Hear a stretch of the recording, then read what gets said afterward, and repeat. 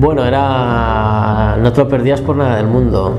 Y aquello te daba unas ganas de ver el siguiente episodio y ver exactamente cómo iba a acabar aquello, que ríete de la liga de fútbol, esto era mucho más divertido. Pegándose unos trompazos y con una alta tecnología a su alrededor que decías, esto es único también, ¿dónde lo habíamos visto antes? Pero sobre todo lo que más impresionó fue el primer Kamehame del Duende Tortuga, ¿no? No conozco a nadie de mi generación que no haya visto Dragon Ball o como mínimo lo conozca. Dragon Ball lo cambió todo.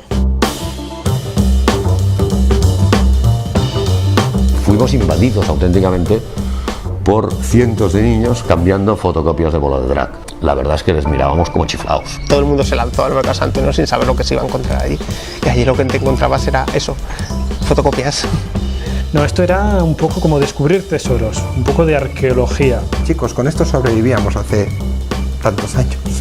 Es la generación Dragon Ball.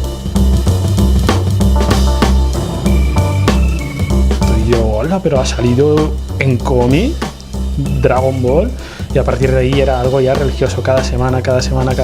Pero que 10 o 15 personas que tú conocías, todos se los hubiesen comprado, era en plan, esto es importante.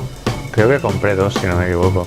Pero lo típico del friki, compro 2, uno para leer y el otro para guardar. Y entonces fue también como alguna gente del gobierno empezó a presionar a TV3. Muchísima gente que consideraba que aquello era degradante, que estábamos incitando a la violencia. El germen por el manga y el anime, ya sabiendo que viene desde Japón, indudablemente lo pone la serie de Dragon Ball. Sí, Dragon Ball es el Big Bang del manga en España.